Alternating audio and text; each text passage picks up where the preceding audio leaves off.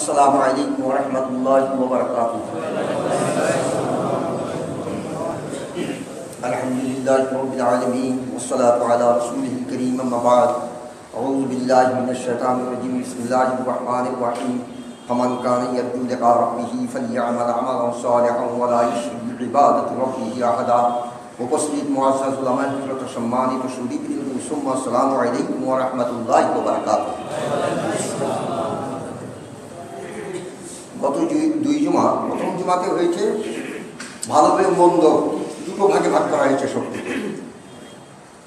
সমস্ত শক্তির উৎস তো আল্লাহ, এ কথা আজ আবার বলতে আছে, নতুন বহুত এসছে, না বললে হবে না।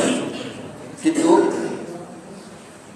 একটার পক্ষে হচ্ছে শয়তান আর একটার পক্ষে হচ্ছে আল্লাহ, এই তো এই ভাগ করা হয়েছে না। এখন একটা কথা হচ্ছে কি, এখানে যৎসামান্য কথা বলবো একটা, আপনারা খুব খেয়াল করে শুনবেন। কথাটা হচ্ছে এই, আপনারা তো জানেন শয়তান ইবলিসকে সিজদা না করার দরুন কি হলো, আমার মিস্টেক হয়েছে, ইবলিস বলছে আদমকে সিজদা না করার দরুনই তো জান্নাত থেকে সে বিতাড়িত হলো। মানে ধিক্কারিত হয়ে, মানে ধিক্কার যাকে বলা যেতে পারে মালউন, এটা আরবি শব্দ, মানে লানত এটা বলতে পারি আমি। আপনার অভিশপ্ত বাংলাটা আসা খুব মুশকিল হয়ে যায়, অনেক শব্দ ব্যবহার করার পরে গিয়ে এই বাংলা শব্দটা আসে, যাকে মরদুদ বলা যেতে পারে, মালউন বলা যেতে পারে। লানত তাকাব্বার আসাসিলে রাখার একাত বচনদানে লানত গ্রেফতার একাত, ওই ছোট্টবেলার সেই শের, ওই যে শেরটি আমি খুতবা পড়েছিলাম আর কি, সেই কিতাবে। এখন অভিশপ্ত শয়তান জান্নাত থেকে আল্লাহ তাআলা কি করলেন, বার করে দিলেন। তখন শয়তান একটা কথা বলছেন, হুকুম হয়ে গেছে, অডিয়েন্স জারি হয়ে গেছে, এখন তো বেরিয়ে যেতে হবে। শয়তান একটা কথা বলছেন, ক্বালা রব্বি।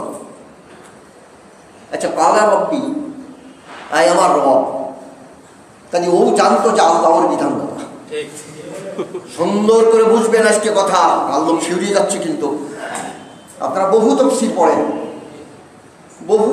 আপনারা পড়েন, ইবনে কাসির পড়েন, যাই পড়েন না কেন, আমি দেখেছি অনেক তাফসীর আপনারা পড়েন, বা বহু তাফসীর আছে বাংলাদেশে, বিভিন্ন জায়গায় আছে, আরবিতে আছে, ইংরেজিতে করা আছে, উর্দুতে আছে, ফার্সিতে আছে। আমাদের যেমন ফার্সিতেও ছিল আর কি, ফার্সিতে দেখেছি।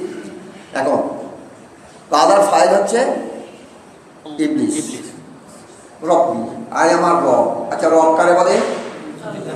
যার হুকুম মানা হয় সেই তো রব। যার হুকুম মানা হয়, যে মানে তারই কাছে ওই ব্যক্তিই রব, নাকি? কথাটা কিন্তু আজকে বুঝবেন একটু।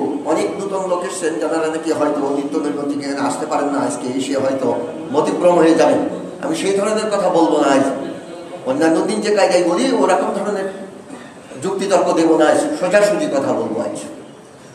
তাই ইবলিস জানতো, ইবলিসের অর্থ আমি করেছি, শয়তানের অর্থ বলে দিয়েছি, আপনারা তো জানেন। বারবার সে কথাটা বলতে গেলে আর এগিয়ে যেতে পারবো না।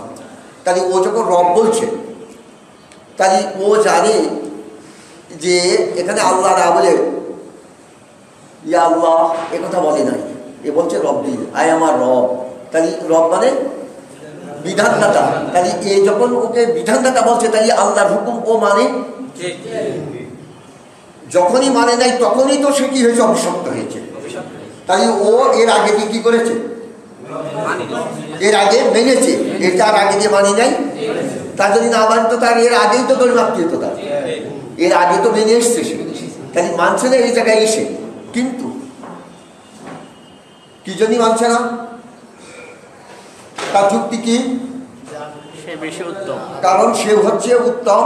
কারণ খালাক্তানি মিন নার, এক জায়গাতে আছে, এই জায়গায় যদিও না, ও খালাক্তাহু মিন তিন, এখানে সালসাল শব্দ ব্যবহার করেছে। আমি এদিকে যেতে চাচ্ছি না, ওই দিকের কথাই বলছি। তুমি ওকে কি করেছো, মাটি দ্বারা তৈরি করেছো, আর আমাকে আগুন দ্বারা তৈরি করেছো। আনা খায়রুম মিনহু, আনা খায়রুম মিনহু, এখানে আনা আখিয়ারু মিনহু। খায়রুম এটা ইসমে তফজিলের শিখা, কিন্তু এই খায়ের ব্যবহার করি এটা ইসমে তফজিল, কিন্তু এ তারিফ করে খায়রুম দিয়েছে, এটা আখিয়ার শব্দ। আচ্ছা, আমি ওর থেকে কি কারণে, তুমি আমাকে আগুন দ্বারা তৈরি করেছো, বেল্টিং ফায়ার যাকে বলা যেতে পারে, আর ওকে তৈরি করেছো ডাস্ট যাকে বলা যেতে পারে ধুলো মাটি, কাদা মাটি, পচা মাটি, এই ডাস্ট দিয়ে তৈরি করেছো। তাহলে আমি ওর থেকে ভালো, এই জন্যে আমি সিজদা করি নাই। এখানে সে কথাটা ধরেছে, আমি সিজদা করি নাই। তাই এতটুকু কারণে, কারণ আমার যুক্তি তো খারাপ না, আর আমি তোমাকে ছাড়া তো সিজদা করবো না। কিন্তু এখানে তো আদমকে সিজদা করা মানেই তো আল্লাহর সিজদা করা, কারণ আল্লাহ হুকুম করছেন না। এখানে একটা কথা শুনি, আমি কয়েকদিন আগে যে আমার একটু পুরাতন কথা একটু নতুন করে বলতে হচ্ছে, আপনারা শুনে রাখবেন কথাটা। তবে যে এই কিসটা তো শুনেছি, আমি মূল কথা বলবো আপনাদের কাছে একটু পরে, আর আমার ভাইরা আসুন। আদম আলাইহিস সালামকে সিজদা করার ব্যাপারে ইবলিস কিন্তু আদমকে যদি সিজদা করার কথা আল্লাহ তাআলা শুধু বলতেন তাহলে কিন্তু অন্যরকম ছিল। যদিও কোরআনে এই কথাটা বলা হয়েছে, উসজুদু লিআদামা, তোমরা সবাই মিলে আদমকে সিজদা করো, তার মানে তোমরা আদমের খেলাফত সবাই মিলে মেনে নেন। সুন্দর করে বুঝবেন, কিন্তু আদমকে কি দেওয়া হয়েছে? খেলাফতের দায়িত্ব দেওয়া হয়েছে না? আচ্ছা, আদারওয়াইজ অন্য কোনো মখলুককে এটা দেওয়া হয়েছে? আচ্ছা, আদম থেকে আরো বড় বড় মখলুক আছে না? যেমন চন্দ্র, সূর্য, পৃথিবী, এরকম নক্ষত্র, সাগর। আল্লাহ তাআলা বলেছেন, ওয়াইযা আরাজনা আমানাতা আলা সামাওয়াতি ওয়াল আরদি ওয়াল জিবাল। ব্যাপক কথা, ওদিকে গেলে কথা ওই এই কথাতেই শেষ হয়ে যাবে ওই তাফসীর করতে গেলে। যা ওদিকে আমি বলতে চাচ্ছি না, আমি মূল কথা জানাবো আপনাদের কাছে। তারপরে যে আরো একটু কথা আছে, যেটা থেকে আমরা পরবর্তীতে কি করবো সেটা সম্পর্কে একটু বলতে হবে নেওয়া। তাহলে শুধু মেনে নিচ্ছে নাকি খেলাফত? আদমের খেলাফতটা মেনে নিচ্ছে না। আচ্ছা বলেন, যিনি আদমের খেলাফত মেনে নিলে ওর ক্ষতি ছিল কি? তার মানে আদম মাটির তৈরি, সে বড় হয়ে যাবে। ওর খেলাফত যদি আমি মেনে নিই তাহলে তো ও আমার থেকে বড় হয়ে যাবে। ঠিক কি ঠিক না? ঠিক কি ঠিক না? আচ্ছা, ফেরেশতারা মেনে নিল কেন? কি হচ্ছে কি না হচ্ছে তাদের কোনো কি নাই, হেসি নাই, আছে ওদের কোনো? ওদের কি নিজস্ব ইচ্ছা প্রবণতা এবং স্বাধীনতা আছে নাকি? তা যদি থাকতো, জিবরাইলের কাছে যখন নাকি ওহী দিয়ে পাঠিয়ে দিয়েছে, ও তো ওই জায়গায় রেখে একটু খেলা দেখতে পেত, ও তো ওই জায়গায় রেখে একটু রণবংশে উঠতে পেত, কিন্তু তাকে উঠতে পারে নাই। তার মানে সব মোহাম্মদের কাছে চলে আসতে হয়েছে, তাই না? সব মোহাম্মদের কাছে চলে আসতে হয়েছে। তার বাহ্যিক কোনো চিন্তা ভাবনা নাই। তাহলে আদম খলিফা হোক আর যাই হোক, আল্লাহ চিন্তা করতে বলেছে, আমরা কি আদম ফেরেশতারা কি করেছে? চিন্তা করে ফেলেছে। কিন্তু ইবলিস জানতো যে খেলাফতটা কোন জিনিস। কথা বুঝতে পেরেছেন? খেলাফতটা কোন জিনিস? এই খেলাফতের দায়িত্ব যদি আদম যদি পালন করে, বা আদম সন্তান, আদম বলতে আদম সন্তান, আদম সন্তান যদি পালন করে, তাহলে এর মর্যাদা অত্যন্ত বেশি হবে। এর মর্যাদা এত বেশি হবে, যে জায়গায় আদম এখন রয়েছে, আদমকে যে জায়গায় ছোঁয়া হবে, এই জায়গাটা একেবারে চিরস্থায়ী দখল করে ফেলবে যদি খেলাফতের দায়িত্ব যদি পালন করে। কিন্তু খেলাফতের দায়িত্ব পালন করবে জান্নাতে বসে না, বলো। আল্লাহ কিন্তু আদমকে জান্নাতে রাখবার আগে যে বলেছিল, ইন্নী জাইলু ফিল আরদি, আদম মানে জমিনে, জমিন মানে এই বিস্তৃত যেখানে আদম সন্তান জন্মাচ্ছে এই জায়গায়, ওদিকে যত কিছু হয়ে যাক তা নিয়ে কোনো কথা নেই। ও জানতো যে পুনর্বার এরা এই জায়গায় এসে চিরস্থায়ী ভাবে থাকবে। কি করবে? চিরস্থায়ী থাকবে। তাহলে মাটির তৈরি একটা জিনিস চিরস্থায়ী এখানে থাকবে খেলাফতের দায়িত্ব পালন করবার দরুন, তাহলে ওকে আমি সিজদা করবো না, ওটা আমি মেনে নেব না। আর যখন আমি সিজদা না করার দরুন আমাকে যখন অভিশপ্ত অবস্থায় বেরিয়ে যেতে হচ্ছে, তখন আমি একটা আল্লাহর কাছে একটা চ্যালেঞ্জ ছুড়ে দিয়ে যাই। ওই মনের ভিতরে একটু যদি বেকা থাকে তো বলে ফেলে না, আমি এই করে ছাড়বো, বলো বলে না? তুই তো ঘাট ধরে তোর পুকুরটা তাড়িয়ে দিলি, কারেন্ট তার কিনে নিয়ে এসে বাম্পার পাইতে বলে মাছ ধরিয়ে নিয়ে যাবো।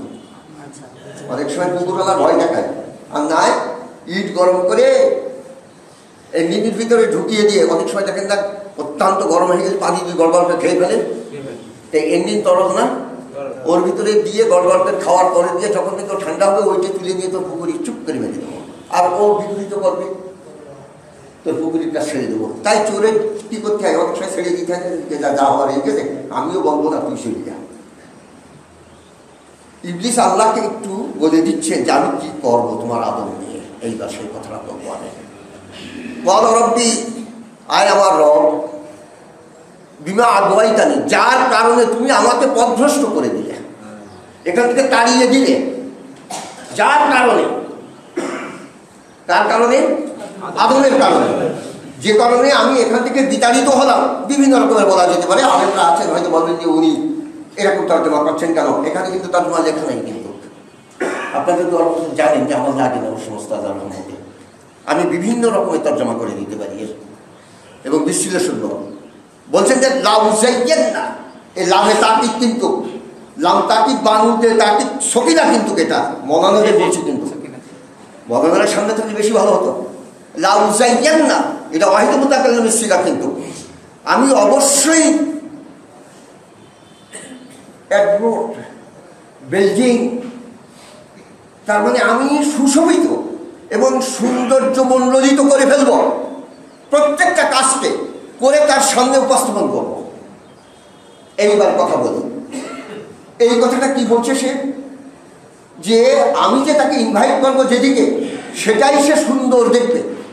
অথচ আল্লাহ তাআলা আগেই বলে দিয়েছেন আদমকে জান্নাত থেকে বেরিয়ে আসার সময়, ফাইন্না ইয়াতিয়ান্নাকুম মিন্নি হুদান, বলেছেন না কথা?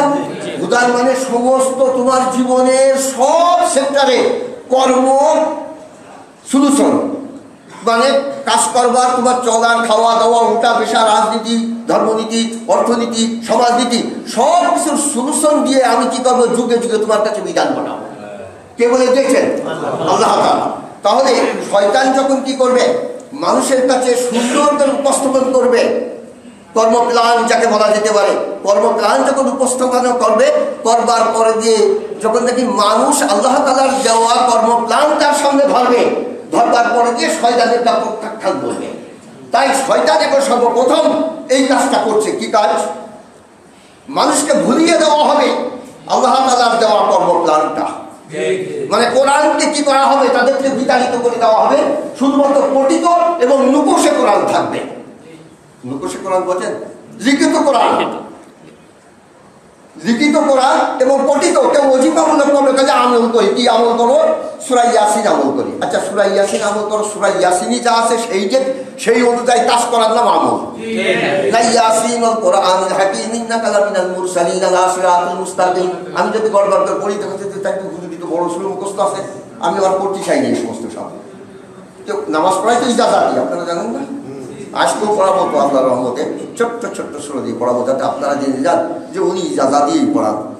তা যাক, তাহলে আজকে কথা হচ্ছে কি, তুমি কি পড়বো? আমি আর রহমান পড়ি। তুমি কি পড়বো? সূরা ইয়াসিন দৈনন্দিন সকাল সন্ধ্যায় আমি পড়ি। কাজ হবে কি? মৃত্যুর সময় আমার আদা হবে না। আচ্ছা, সূরা ইয়াসিনে যা আছে সেই অনুযায়ী কাজ করলে হবে আমল, আর সূরা ইয়াসিন দৈনন্দিন পড়লে হবে ওজিফা। ওজিফা মানে নির্দিষ্ট হবে তোমার ওজিফা কত, মানে মূল বেসিক কত, মূল বেসিক কত বেতন। ওজিফা মানে নির্দিষ্ট কিছু। আপনারা কেউ কাছে ওজিফা করছে, হুজুর ওজিফা করছে, হুজুর বলছেন যে আমি আমল করছি, নয় আমল, ওটা অ্যাকশন নয়, ওটা কাজ নয়, ওটা হচ্ছে ওজিফা। আপনারা শুনে নেন, আপনারা বলবেন এই সমস্ত কথাবার্তা, এই শব্দ করে বলবেন যে ওজিফা মানে নির্দিষ্ট কিছু পড়া। কথা বুঝতে পারছেন? নির্দিষ্ট কিছু পাওয়া। তাই যারা বেসিক বেতন যেটা পায় এটা নির্দিষ্ট না, এটাকে ওজিফা বলা হয়। যে ওজিফা তোমার কত গুণ। এখন কথা হচ্ছে কি, দেখুন শয়তান সর্বপ্রথম এর থেকে বিতাড়িত করবে কাকে? আদম সন্তান ও আদমকে। এই আদম বললেই আদম সন্তান, আদম সন্তানকে এর থেকে বিতাড়িত করতে পারলেই সে কর্মপ্লান দিতে পারবে। আপনার কাছে যখন আপনার ম্যাপ হারিয়ে যাবে, তখন যে যাই এনে দেবে সেটাই ম্যাপ করে করবেন। ঠিক কি ঠিক না? আপনার আইন সীমানা যখনই হারিয়ে ম্যাপ হারিয়ে যাবে, তখন আপনার নির্দিষ্ট বাউন্ডারি ঠিক করতে রাখতে পারবেন না। এখন যদি ফলস একটা ম্যাপ আপনার কাছে ধরে, সে যদি দেখা যায় যে আপনার 5 বিঘে জমি 5.5 বিঘে করে দিয়েছে, এই 5 বিঘে জমি 4.5 বিঘে হয়ে গেছে, তখন বাধ্যতামূলক আপনি ওই ম্যাপে যাবেন। আপনার তো মূলত ম্যাপ হারিয়ে গিয়েছে। এ কিন্তু ঘরে ঘরে থাকবে, ঘরে ঘরে থাকবে না। আল্লাহ বলেছেন না, ইন্না নাহনু নাযালনা যিকরা ওয়া ইন্না লাহু লাহাফিজুন। কয়টা তাকিদ করেছে? ইন্না এখানে বহু বচন ব্যবহার করেছে। এখানে যদি ইন্নি আনসারু হইতো, তাহলে এই যে ওই সেই হুজুর যদি শুনতেন তাহলে হয়ে যেত কাজ। ইন্না নাহনু নাযালনা যিকরা, সব কি করেছে? বহু বচন ব্যবহার করেছে। নাহনু বহু বচন, তারপরে দিয়ে ইন্না বহু বচন, নাযালনা এটাও বহু বচন, এই বহু বচন ব্যবহার করেছে। তাহলে কি বহুত আল্লাহ এটা অবতরণ করেছে কোরআন? এক আল্লাহ না, এটা হচ্ছে তাকিদ মানে জোর দাবি যাকে বলা যেতে পারে, মানে দিদি রমেশচন্দ্র, আমি রমেশচন্দ্র, আই এম দিদি রমেশচন্দ্র। আচ্ছা না, এরকম ডবল দা লাগা দিয়ে একেবারে তাকিদ হয়ে যায় না? যারা প্রফেসর তারা একটু বলে দিলে বেশি ভালো হয়। আচ্ছা যাক, তাহলে আজকে কথা শুনি। সর্বপ্রথম সে কি করবে? আল্লাহ তাআলা বলে দিয়েছেন যে আমি কোরআন বা আমার দেওয়া কিতাব, আমার দেওয়া ওজিফা আমি অবতরণ করেছি, এটা আমার দায়িত্ব হেফাজত করা। লা হাফিজুন শব্দ ব্যবহার, লা না কিন্তু, লা লামে তাকিদ, কিন্তু হাফিজুন বলা হয়েছে আমি হেফাজত করবো, এটাকে আমরা হেফাজত করবো, যাই বলেন না কেন। তাহলে এটা তাকিদ, বহু তাকিদ লাগিয়েছে এই জায়গায়, তাহলে আল্লাহ হেফাজত করবেন, তাই না? এখন কিছু কিছু সুফি সাহেবরা বলে অমুক জায়গায় লাইব্রেরিতে আগুন ধরে গেছে, ওই জন্য কোরআন শরীফ পড়ে নাই। হযরত উসমান বিন নুরাইন রাদিয়াল্লাহু তাআলা আনহু কোরআনের পাতা তখনকার জামানায় পুড়িয়ে দিয়েছিলেন, তাই কোরআন যদি নাই পড়তো তাহলে উনি কি পড়াইতে পারতেন? তাহলে এই কথা বলে লাভ আছে? কোরআন তো ধ্বংস করতে পারবে না। কোটি কোটি হাফেজ রয়েছে, আছে না? আবু বকর সিংহের জন্মে জামালের যুদ্ধে বহু হাফেজ মারা গেছিল না? ইয়ামামার যুদ্ধে মারা গেছিলেন, কিন্তু আদারওয়াইজ যে সমস্ত হাফেজ ছিল তারা সব ঠিক করে দিয়েছিল। তাহলে কোরআন তো থাকবে, থাকবে কি থাকবে না? কিন্তু আমরা যে কোরআন থাকার কথা বলা হয়েছে, যে কোরআন কি হবে না, বিকৃতি হবে না, কোরআন মুছে যাবে না, কিন্তু মফহুমে কোরআন থাকবে না, মানে কোরআনের উদ্দেশ্য যে ওয়ার্ড মিনিং, যে এর যে অর্থ, এটা থাকবে না, কিন্তু লিখিত কোরআন থাকবে। আমাদের ভিতরে তাই হয়ে গেছে। শয়তান কিন্তু আমাদেরকে মফহুমে কোরআন থেকে দূরীভূত করে দিয়েছে। তাই আজকে এইবার মূল কথাতে আসছি। দেখুন আল্লাহ তাআলা অর্থনীতির কথা কিভাবে বলেছেন? আহলাল্লাহুল বাইয়া ওয়া হারামার রিবা, এই কথা বলেছেন না? অর্থনীতিতে ব্যবসা ভিত্তিক অর্থনীতি আল্লাহ তাআলা বৈধ করেছেন। এই ব্যবসা ভিত্তিক অর্থনীতি কোরআন ও সুন্নাহর ভিতরে আছে কি নেই বলুন তো? কিন্তু আমরা যখন তার থেকে বিতাড়িত হয়ে গেছি তখন তো আমাদের সেই নকশা আর মনে নেই। এখন কিন্তু শয়তান ওই জায়গাতে বলছে যে তোর তো ডেভেলপ হইতে হবে। ছোট্ট করে একটা কথা বলি, তোর তো কি হয়ে যাবে? ডেভেলপ হইতে। অর্থনীতিতে ডেভেলপ হতে চায় না কিনা? আপনারা বলুন, অর্থনীতিতে ডেভেলপ হতে চায় না কিনা? সবাই তো চায়, কিন্তু আল্লাহ তাআলার দেওয়া যে প্ল্যান, এটা কিন্তু আমাদের কাছে আর নাই। থাকলেও লিখিত আছে, কিন্তু এর অর্থ বুঝি না বা ওর সম্পর্কে আমাদের ওয়াকিবহালি নাই বা এর চর্চা নাই। মৌলবীর শুধু বলে দিয়েছে ওটা পড়তে থাকো, সোয়াব আছে। এটা কিন্তু এটা কি হবে? সোয়াবের কথা আছে। এটা কি মৃত্যু মানসিক না? তাহলে মরার পরে দিয়ে এটা করে সোয়াব পাচ্ছেন কেন আপনারা? মরার পরে কনসি পড়ে দিয়ে সোয়াব পাচ্ছেন না? মৌলবীরা এটা বসায়। আমার কাছে এসে বললো যে এক কুটুম হুজুর, এক কুটুম কনসি করতে আপনার কত টাকা দিতে পারেন? সে ধরুন আমাকে বললো, তাছাড়া দেখেন 30টা পারা একটা সহজ কথা না, আর কোনো উচ্চারণ বিধিও খুব কঠিন। একটা শুধু ছোট্ট করে একটা এমন কাজটা করলাম যে জিভে আউড়ি মাউড়িয়ে দেখা গেল যে গাল বেকার হয়ে গেছে। সত্যিতে এরকম করতে লাগবে তো কষ্ট হবে। আর বেটা ভুল করলে কিন্তু মুশকিল আছে, একটু মাথা ছাটিয়ে দিলাম, একটু কাছে যে হুজুরকে কত দিতে হবে? 1000-10 টাকা দিতে হবে। আচ্ছা বলেন, জীবন্ত সেই যে ব্যক্তি কোরআন মানে নাই, তাকে যদি কোরআন পড়ে যদি সর্বসানি করা হয়, তার জন্য যদি কোরআনের সওয়াব পাঠানো হয়, আচ্ছা মরার পরে খাওয়া দেওয়া হয় না? জীবন দশায় সে কোরআন মানে নাই, জীবন দশায় কোরআন মানে নাই। বাবা কোনদিন কোরআন মানে নাই, কোরআনের বিপক্ষতা করেছে। ছেলেরা বড় লোক মানুষ, এখন মসজিদের ইমাম আলী একবারে ধরে নিয়ে গেছে, সঙ্গে আরো কয়েকজনকে খাওয়া দাওয়া তো খুব ভালো হবে। এখন পানশিপ করে কি করছে? বক্সাচ্ছি। আচ্ছা বলেন দিনই মরার পরে খাওয়া দাওয়া না? জীবন দশায় যেটা মানে নাই, মরার পরে দিয়ে ওকে জোর করে যদি মানাতে হয়, তাহলে এটা কষ্ট দেওয়া না তার? নিশ্চয়ই সে কষ্ট পাবে, কারণ এটা এসে সংবিধান হিসাবে, এটা জীবন্ত মানুষের জন্য,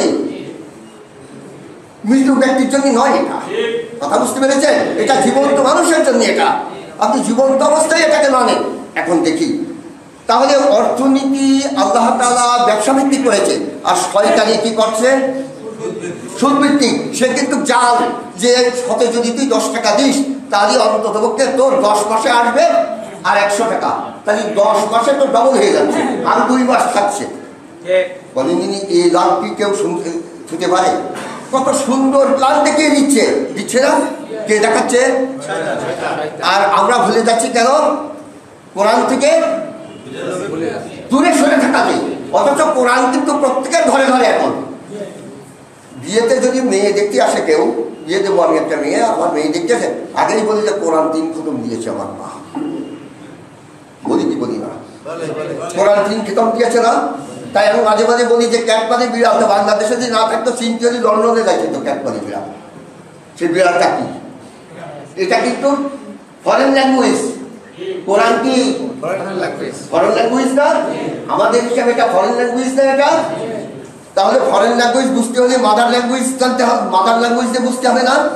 তাহলে আমরা কিন্তু মাদার ল্যাঙ্গুয়েজে বুঝতে চাই না, ফরেন ল্যাঙ্গুয়েজ পড়ার রপ্ত করে নিয়ে বলি যে আমরা প্রত্যেক হরফে কটা করে দেখতে পাচ্ছি, 10টা করে, আর অর্থকূটে যদি পড়ি তাহলে 90টা। এরকম বলছি না, এরকম বলছি, কিন্তু আমরা কোনো অর্থই বুঝি না, শুধু পড়েই যাচ্ছি।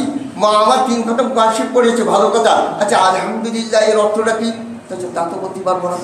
সারা জীবন গালাগালি দিয়েছে মা আমার, এইরকম একটা অবস্থা না?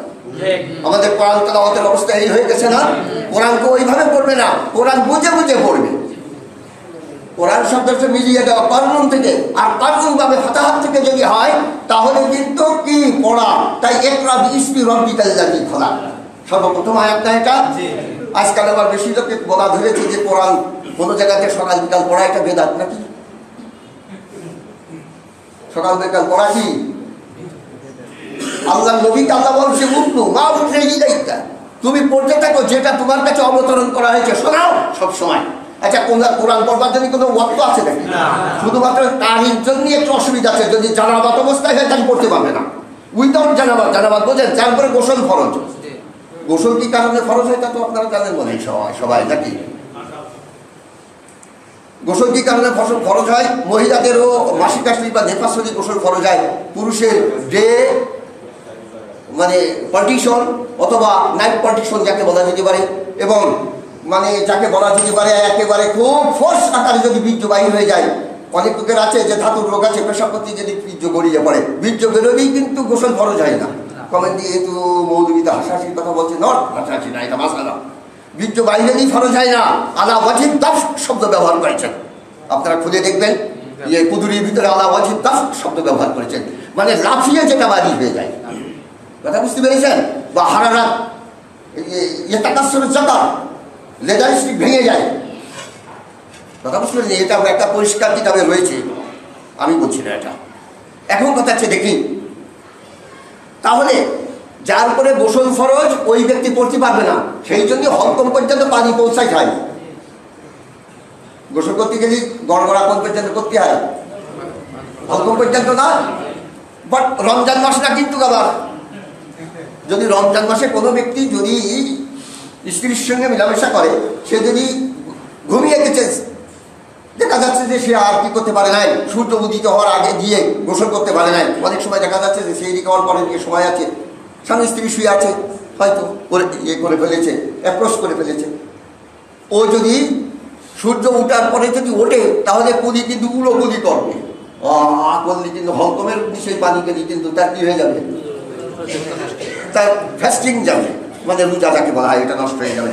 তা যাক, হয়তো দিনের বেলা শুয়ে রয়েছে, শরীর খুব দুর্বল, দেখছে যে আমি একবার সবার মানুষ কি জন্য একটা করছি, যে পারমিশন হয়ে গেছে। অনেক সময় হয়ে যায় না? অনেক লোকই মাসালা আমাকে জিজ্ঞাসা করে, হুজুর এইরকম হিন্দাসটা কি রোজা থাকা যাবেন? তাতে কোনো অসুবিধা নেই, রোজা থাকা যাবে। ওটা তো আপনার অবছর, আপনি তো জানেন না। রুফিয়াত আন বনি আদম সালাসাতা জামবিন, 3টে গুনাহ মাফ করে দেওয়া হয়েছে, তার ভিতরে শব্দে ঘুমের ভিতরে এই ব্যাপারটা হয়ে গেছে। আচ্ছা জি, অচেতন অবস্থায়। আচ্ছা যাক, তাহলে শয়তান সব থেকে এই কাজটাই সে আগে বলেছে যে আমি প্রত্যেকটা কর্মপ্লানটা এমনভাবে করে দেব যে তোমার দেওয়া বিধানের বিপক্ষে থাকবে সেটা, আর তোমার বান্দা এই কর্মপ্লানের দিকে কেন ঝুঁকে আসবে, সে দ্বিতীয় কোনো কর্মপ্লান আর খুঁজে পাবে না। বুঝতে পারবেন? দ্বিতীয় কোনো কর্মপ্লান কি করবে না, খুঁজে পাবে না। আজকে সব থেকে বড় কাজ সে কি করেছে তা জানেন? সে আমাদের মুর্শিদ বোঝেন তো, পথ দেখা নেওয়ালা। মোর্শেদ মানে যে সঠিক পথ দেখায় তা নয়, আর সাদা ইউসিদি এরশাদ আর যে দেখিয়ে দেয়।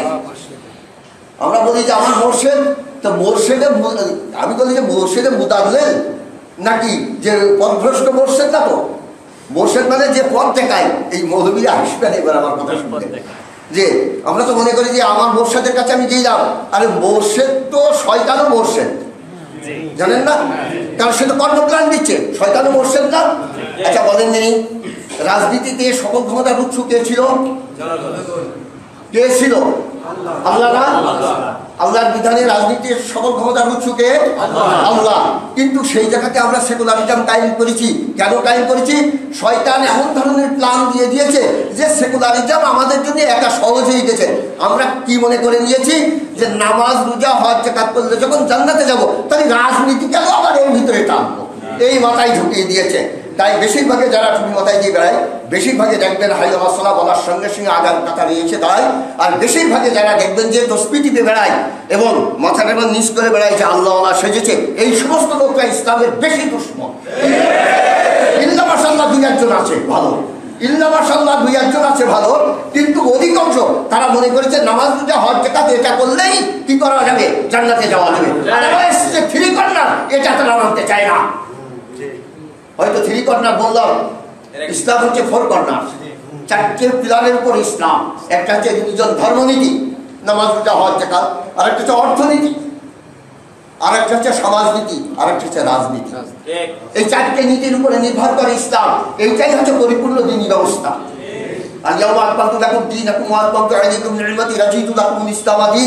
যে দিন সম্পর্কে বলা হয়েছে এই কথাটাই বলা হয়েছে, তাছাড়া আর কিছুই বলেনি। এবার দেখি, যখন নাকি রাজনীতিতে ধর্মনিরপেক্ষতা ঢুকিয়ে দিতে পেরেছে, আচ্ছা বলেননি সকল সমর্থক মোর্শেদ হয়ে গেছে।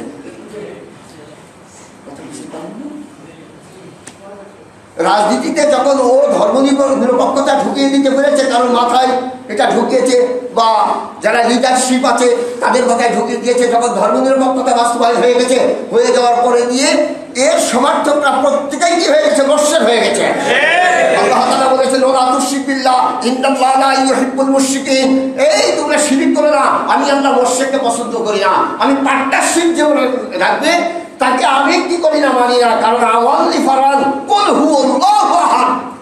ঠিক এই কথা আল্লাহ তাআলা বলেছেন। ওয়াননেস আল্লাহ, শুধুমাত্র ইবাদত কার জন্য হবে, দাসত্ব কার, আল্লাহর জন্য হবে। কিন্তু এখানে সব থেকে বড় কাজটা ও করে দিয়েছে কি, ধর্মনিরপেক্ষতা মতবাদ যখন নাকি আমাদের রাষ্ট্রে ঢুকে দিয়েছে। আর আমাদের রাষ্ট্রে অধিকাংশ প্রায় মুসলিম, 85 জন হবে না নাকি 80 জন, আচ্ছা 80 হোক, 80 জনের মুসলিম এদেশের, আচ্ছা 85-80 যাই হোক না কেন, আমার সংখ্যা অত জানা নাই, তা 80 ধরি আমরা। 80 জন মুসলিম রাষ্ট্রে যদি ধর্মনিরপেক্ষতা শয়তান ঢুকিয়ে দিতে পারে, তো তার খাতায় কত সোয়াব আসতে তার ইয়াত্তা আছে। তার সোয়াবটা কি তা জানেন? সোয়াব মানে ভালো, মানে ও তো মন্দটা করার নামই ওর কাছে ভালো। আরে মন্দ কাজটা করাটাই তার কাছে ভালো। সে তো পিকনিক করে হাসবে যে দেখ তোর বান্দার এক গুলিতে সব বিস্কুট ফায়ার করে দিয়েছে, এক গুলিতে মেরে দিয়েছে না। যে সমস্ত ব্যক্তিরা ধর্মনিরপেক্ষতা মানবে তারা অবশ্যই, বুঝতে পেরেছেন? ও শয়তান কিন্তু ভালোভাবে জানে, শয়তান ভালোভাবে জানে।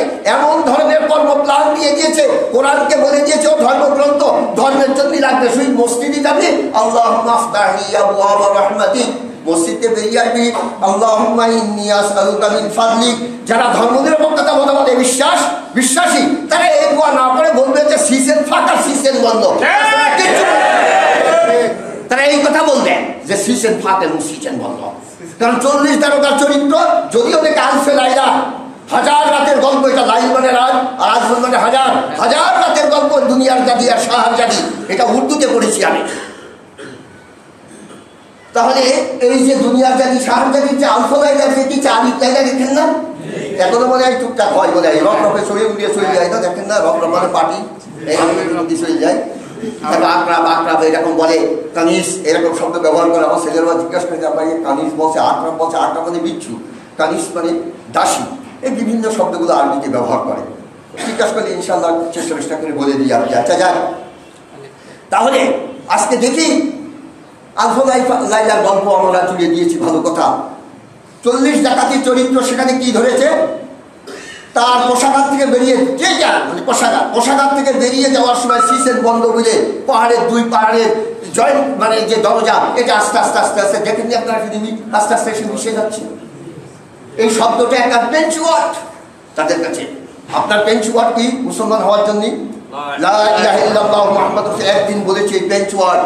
ওই যে অনেক সময় মিলিটারিরা দুই ভাগে ভাগ করে একে অপরের মাল চুরি করতে যায় না, যখন পাশ দিয়ে ধরে যায় চলে যায়, বলছে তুমি কে?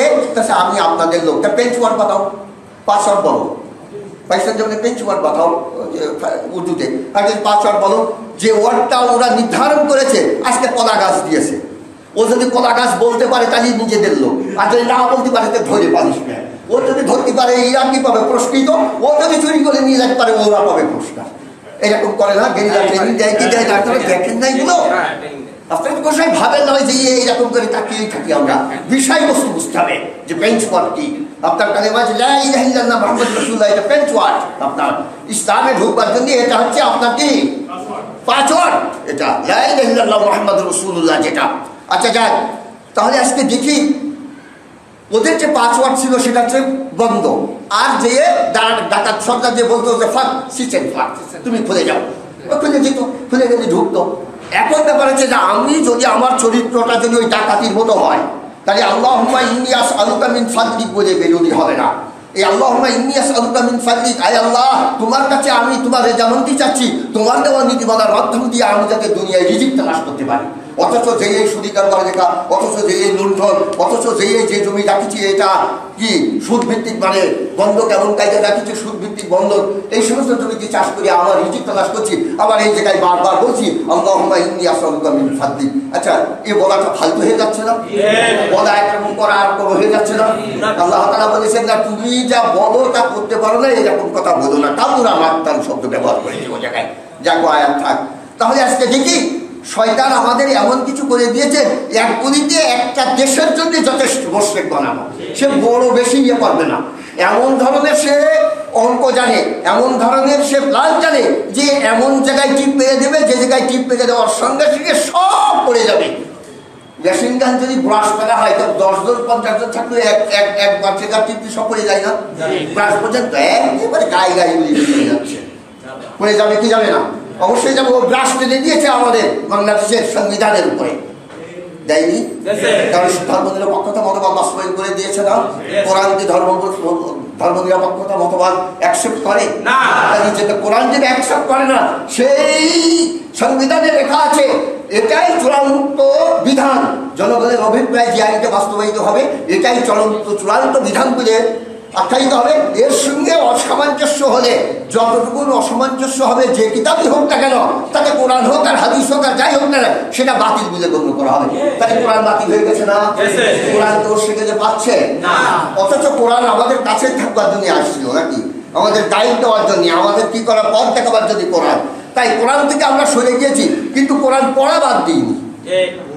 মূল গ্রন্থের থেকে আমরা সরে গেছি, কিন্তু পড়া বাদ দিইনি। পড়লে সব আছে। ওই যে একটা কথা কানে ফুটিয়ে দিয়েছে, যে সমস্ত মৌলবীরা এই সমস্ত কথা বলবে তাদের কিন্তু পিটিয়ে সোজা করে দেবে। যে কোরআন বাস্তবায়নের জন্য, কোরআন শুধু পড়ার জন্য না, কোরআন বাস্তবায়নের জন্য পড়ে পড়ে মুসলমানরা দেখবে, পড়ে পড়ে মানুষ দেখবে। শুধু মুসলমান না, কোরআন মানুষের জন্য, হুদাল লিন্নাস বাইয়িনাতুম মিনাল হুদা, এটা মুসলমানের জন্য শুধু নয়, এটা মানুষের জন্য। যে মানবে সে হবে মুসলমান। কথা বুঝতে পেরেছেন? তাই রাজনীতিকে কি দিয়ে দিয়েছে? ধর্মনিরপেক্ষতা। ধর্মনিরপেক্ষতায় সকল ক্ষমতার উৎস হচ্ছে জনগণ। আচ্ছা বলেন, যখন সকল ক্ষমতার উৎস জনগণ বলা হবে তখন কি হবে? প্রত্যেকটা মানুষ মোশরিক হবে না? বিমাতায় যে আপনি মসজিদে এসে বলছেন যে ডিজিটাল তসবি নিয়ে টাকাশ টাকাশ করে তসবি গুনতে গুনতে যাচ্ছেন, সুবহানাল্লাহ সুবহানাল্লাহ, আল্লাহ পবিত্র, আল্লাহ পবিত্র, আল্লাহ পবিত্র, সুবহানাল্লাহি আম্মা ইউশরিকুন, আছে না সূরা হাসরের শেষের দিকে? সুবহানাল্লাহি আম্মা ইউশরিকুন, আল্লাহ পবিত্র ওই বস্তু থেকে, শিরিক থেকে আল্লাহ পবিত্র। তোমরা যা শিরিক করো তার থেকে আল্লাহ পবিত্র। অথচ মানব রচিত আইন মানি আবার এদিকে সুবহানাল্লাহ পড়ি, তাহলে কি হবে? এদিকে গায়ে গোবর মাকাসি আর ভূ মাকাসি, তুই খুব ভালো, তুই পাক, তুই পবিত্র, তোর ভিতরে কোনো নাপাকি নাই, অথচ ভূ গোবর লাগিয়ে দিচ্ছি আমরা। আপনারা কথা হয়তো আপনারা এই সমস্ত শব্দগুলো বিশ্লেষণ করেনি, মানে একটু বিশ্লেষণ করে না মৌলবীরা যে সুবহানাল্লাহ পড়লে এত সওয়াব, কিন্তু সুবহানাল্লাহ পড়লে কে? সুবহানাল্লাহ সাব্বাহাতু সুবহানা, এটা সুবহানা যে যদিও গায়ে মুসাব, এটা সাব্বাহাতু সুবহানা ছিল। আমি তাসবিহ খালি করেছি, পবিত্রতা বর্ণনা করছি, ঠিক পবিত্রতা বর্ণনা করার মতো, যে সুবহানাল্লাহ তোমার পবিত্রতা বর্ণনা করছি, অথচ আমি সেকুলারিজম করি, আল্লাহ তাআলার সঙ্গে পার্টনারশিপ মানি। আচ্ছা সত্যি আমার পবিত্রতা কি সত্যি বর্ণনা করে, এটা কি সত্যিকারে হচ্ছে? তারা আল্লাহকে নাপাক তৈরি করছে না? কারণ শিরিক তো কি নাপাক নয়? অবশ্যই নাপাক। তাহলে আজকে দেখি শয়তান আমাদের কি করবে? কর্মপ্লান সুন্দর করে দেবে। আমরা সেই প্ল্যান ধরার সঙ্গে সঙ্গে শয়তান কি করে হাসবে আর আল্লাহর সঙ্গে বলবে যে আল্লাহ বলেছিলাম না, আল্লাহ বলেছিলাম না। আচ্ছা, এটা কি আল্লাহকে লজ্জা দেওয়া না? তাহলে কি যদি লজ্জা পাচ্ছে? কি জন্য পাচ্ছে? কারণ আমরা শয়তানের কথা মানছি, তাই চ্যালেঞ্জ তো আমার নিয়ে। আল্লাহ আর শয়তানের যে চ্যালেঞ্জ কার নিয়ে? আমাদের নিয়ে না। এখন বহু বছর বলেন আমাদের নিয়ে। আমরা যদি শয়তানের দিকে ঝুঁকে যাই তাহলে আল্লাহ কি হচ্ছে? লজ্জা পাচ্ছেন না? তাহলে আমি আল্লাহকে লজ্জা দিচ্ছি না?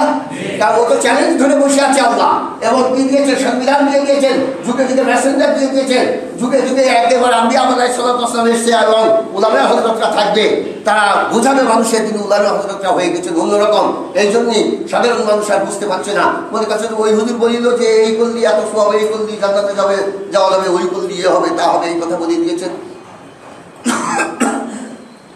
এই জন্যই হয়ে গেছে বেশি মুশকিল ভাই, আর কিচ্ছু না। কথা বুঝছেন? তাহলে শয়তানের চ্যালেঞ্জ আমাদের সঙ্গে, আমাদের নিয়ে কার সাথে? আল্লাহর সাথে। তাহলে মিডিয়ে নিতে না আমরা তাহলে দুই পক্ষে পড়ে গেছি না আমরা। এখন আল্লাহর সঙ্গে সমকক্ষ করা যাবে না শয়তানের, কিন্তু চ্যালেঞ্জের ব্যাপারে তো শয়তান বড় দাবি করছে কি করছে না? তাহলে এখন দুই মসির লড়াই লেগেছে, দুটো ঘাসে বলছে যে জীবন আমার চলে যাচ্ছে। তাহলে দুইজনের লড়াইতে আমরা এখন বিভ্রান্তি করে গেছিলাম। কিন্তু আল্লাহ তাআলা বলেছেন ফাইমাইয়াতিয়ান্নাকুম মিন্নি হুদাম ফামান তাবিয়া হুদাইয়া ফালা খাউফুন আলাইহিম ওয়া লা হুম ইয়াহজানুন। এই বান্দা, তোদের কাছে যুগে যুগে যে আমি মেসেজ পাঠিয়েছি, বিধান পাঠিয়েছি, এটা যদি তোরা আটকে ধরিস তাহলে তোরা পথভ্রষ্ট হবি না। তোরা ওটাকে যে ওজিফা বানিয়ে নিয়েছিস, ঠিক ওইটাই তো তোদের কর্মপ্লান। তোদের জীবনের সমস্ত চড়াই উতরাই, ব্যাংক বলেন, ব্যবসা বলেন, রাজনীতি বলেন, অর্থনীতি বলেন, সমাজনীতি বলেন, সব কিছু তার ভিতরে আছে। কেন খুলে দেখিস না? কারণ ওই জায়গা মাসে দলা করতে করতে বা বসে পড়ে কাজে অন্তত দুই লাইন একটু পড়ি, এখন পড়ছে কালুলা তুই জাল ইন্না মুবাশশিরুকা বিগুলামিন আলীম, ওরে চলে গেলাম মানে ব্যাপক সব পেয়ে গেলাম, ব্যাপক সব পেয়ে গেলাম। এ কোরআন কিন্তু সবের জন্যই নয়। কথা বুঝতে পেরেছেন? সব ওই সময় হবে যখন আপনি কোরআন অনুযায়ী কাজ করবেন। কথা বুঝতে পেরেছেন? তাহলে আমরা ধর্ম নিরপেক্ষতা মনোভাব আমাদের মাথার উপর থেকে নামিয়ে দিতে হবে। আজকে প্ল্যানটা শুনে যান, একটু পরে এবার কথা বলবো আপনাদের সঙ্গে। না, ধর্ম নিরপেক্ষতা মতবাদ আমরা কোশ্চিন কালো মানতে রাজি না। আমরা কি মুসলিম? আমরা কি মুসলিম? আমরা একত্ববাদে বিশ্বাসী। আর ধর্ম নিরপেক্ষতা মতবাদ বহুতত্ত্ববাদে বিশ্বাসী। বহুতত্ত্ববাদ বোঝেন তো? সকল ক্ষমতার উৎস জনগণ। তাহলে জনগণের অভিপ্রায় যে আইনটা বাস্তবায়িত হবে ওটাই চূড়ান্ত আইন বলে ঘোষিত হবে নাকি? তাই বহুতত্ত্ববাদে বিশ্বাসী না ধর্ম নিরপেক্ষতা মতবাদ যারা মানে। তাই আমরা একত্ববাদে বিশ্বাসী। আমরা ওয়াননেস আল্লাহ, একমাত্র ওয়াননেস আল্লাহকে বিশ্বাস করি, উনার আইন মানি। তাহলে ধর্ম নিরপেক্ষতা মতবাদকে কি করতে হবে? সরিয়ে দিতে হবে, চেষ্টা করতে হবে। যদিও না পারি চেষ্টা করতে হবে না। মানুষের আর কিছু না, শুধুমাত্র চেষ্টা। মানুষের কিছুই না, শুধু কি চেষ্টা। তাহলে আমরা চেষ্টা করতে থাকবো না, চেষ্টা আমাদের অব্যাহত থাকবে। ইনশাআল্লাহ চেষ্টা আমাদের অব্যাহত থাকবে। যখন যে কায়দায় সুযোগ আসবে তখন সেই কায়দায় আমরা চেষ্টা করবো ইনশাআল্লাহ। ঠিক না? এতে কি আপনারা রাজি আছেন? কালকে কিয়ামতে অন্তর্ভুক্ত এই কথাটা যদি বলতে পারি, আল্লাহ হয়তো আমার দ্বারা কায়েম হয়নি বলে, কিন্তু কায়েম করবার জন্য যথাসাধ্য চেষ্টা করেছি। তুমি তো এই কথা বলো নাই যে তোমাকে কায়েম করেই আসতে হবে। আর আকিমুদ্দিন এই কথাটা বলেছো, যে ফিউচার টেন্স ব্যবহার করেছো তুমি এখানে, যে তোমরা কি করো? দিনকে কায়েম করো। কিন্তু আমি চেষ্টা করেছি। আবার লাইসালি ইনসানি ইল্লা মা সা, আমার যতটুকু শক্তি এর বাইরে তো আমি কিছু করতে পারি না। ওলা ইউকাল্লিফুল্লাহু নাফসান ইল্লা উসাহা, কোরআন না এটা? ওলা ইউকাল্লিফুল্লাহু নাফসান ইল্লা উসাহা। তুমি তো বলে দিয়েছো সাধ্যের বাইরে আমার বান্দাকে তুমি কষ্ট দাও না, কিন্তু সেটা সঠিক পথে হইতে হবে। সেটা কিসে হইতে হবে? সঠিক পথে হইতে হবে। তাহলে সঠিক পথ কোনটা? মাপন যন্ত্র এই না? ঠিক না? এটা তো আমাদের মেজর, মানে মাপন যন্ত্র স্কেল এটা না। আমাদের জ্বর আসলে থার্মোমিটার ধরি। আমরা কর্মপ্লান বা কাজ করতে গেলে আমরা কি করে? কোরআন এবং সুন্নাহর দিকে যাবো। আতিউল্লাহ আতিউর রাসূল ওয়া উলিল আমরি মিনকুম ফাইন তানাযাতুম ফি শাইইন ফারুদ্দু ইলাল্লাহি ওয়া রাসূল, কোরআন আর রাসূলের দিকে আসবো। এটা আমরা একমত তো? তাহলে আমরা কিন্তু রাজনীতি যেমনি সেমনি করবো না। রাজনীতি সব থেকে বড় নীতি। রাজনীতি পৃথিবীর সব থেকে বড় নীতি। কারণ রাজনীতি রাজক্ষমতায় যেটা পারে কোরআন তা পারে না। এটা একটা হাদিস শরীফে খুলে দেখবেন যে রাষ্ট্রক্ষমতা যেটা করতে পারে কোরআন সেটা কি করতে পারে না, পারে না। কোরআন কি করতে পারে, করতে পারে না। কেন পারে না?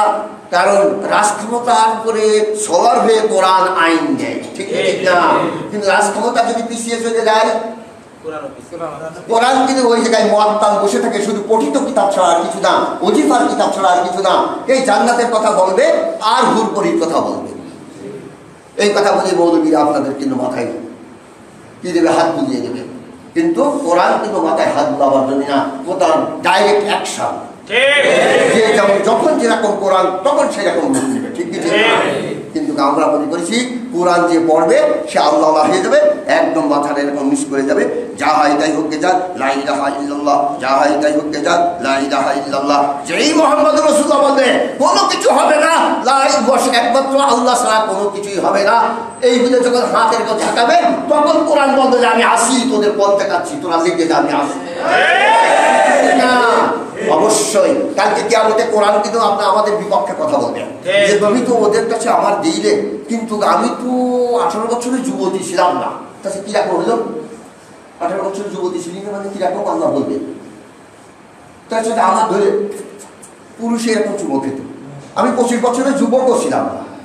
মহিলারা, একটা যুবতী মহিলারা একেবারে এরকম চেপে ধরত, অথচ অনেকবার চুমো দিয়ে বুকে চেপে ধরত। আচ্ছা, বুকে চেপে একে অপরের ধরে, হয় 18 বছরের যুবতী তাকে ধরে, আর 25 বছরের যুবক 18 বছরের যুবতীকে ধরে। তাই কোরআন যদি 25 বছরের যুবক বা পুরুষের যদি ধরে, তাই মনে করতে হবে যে কোরআন হয়ে গেছে ওর কাছে একেবারে কেমন ধরনের, অথচ কোরআনের মূল বস্তু বাস্তবে রূপ দিতে চায় না। কোরআন এসেছে আমাদের সঙ্গে থাকার জন্য। কোরআন কি করতে এসেছে? আমাদের সঙ্গে থাকার জন্য। কোরআন বারবার বলছে যে ওরে আমারে কাকে রাখিস না, আমারে পার্লামেন্টে নিয়ে চল, ওখানে মানবরচিত আইন ঝাঁটিয়ে বাড়ি করতে বল। আমার পেছনে নারায় লাগা, নারা মানে জোরে তাকবীর, নারায় তাকবীর, জোরে তাকবীর বলার নাম নারায় তাকবীর। এটা আরবি শব্দ কয় যাবে নারায় তাকবীর। হিন্দুরা বলেন না যে ওরা যে আমাদের কথা বলে নারায়ণ তাকবীর, আমাদের সবাই উচ্চারণ করতে পারে না, নারায়ণ নিয়ে যায়। নারায়ণ বলেন তো ওরা স্বয়ং ভগবানকে নারায়ণ বলে না, কাজে আমাদের ভগবানের ডাকছে ওরা আজকে বলে না নারায়ণ তাকবীর। জোর হলো না, জোর হলো না, আরো জোরে, আরো জোরে নারায়ণ তাকবীর। এই হচ্ছে আসল কথা। এই শব্দগুলো আমরা বুঝি না, ভালো ভালো মৌলবীদের কাছে এই শব্দগুলো জেনে নেবেন আপনারা। বেশি কথা আর কি বলবো।